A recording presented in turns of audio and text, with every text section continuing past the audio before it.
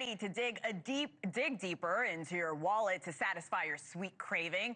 Hershey's announcing it is raising prices on popular candies across the board. That includes Kit Kat, Reese's Peanut Butter Cups. People love those, and so much more.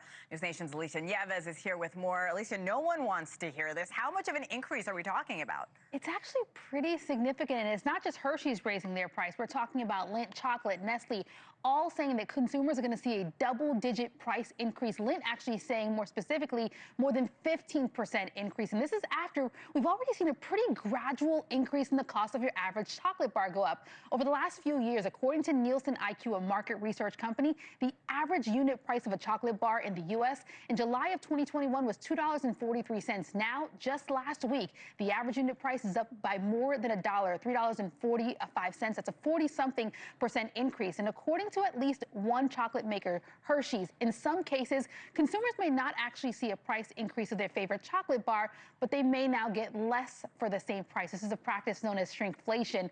After the pandemic, we heard a lot about this when it came to potato chip bags, and now we're seeing it in chocolate. If there's any good news here that I can offer, at least temporarily, Halloween candy this year that's coming up in a few months, price increases not expected to be impacted there. A lot of that chocolate's already been made, but lovers, get ready, because come Valentine's next year, the average price of those heart-shaped, chocolate boxes, that's already going to go up. I know this tells my age, but I remember when chocolate bars were 50 cents, so we've come a long way. All right. I'm in the same age range, so yeah. Double-digit increases, though, for chocolate. Why is that? This is actually a bit complicated.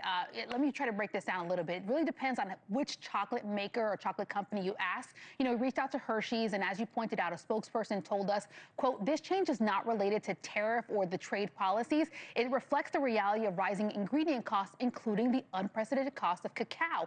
And there is truth to that. I've actually covered the rising cost of cacao over the last few years, and some context is important here. 70% of cacao comes from Western Africa, specifically the Ivory Coast, and weather changes, rotting disease, that has caused a shrinkage in the supply of cacao. But now, to the point where the metric ton price of an average cacao is $8,500, that's 60% higher than what we saw at the beginning of last year.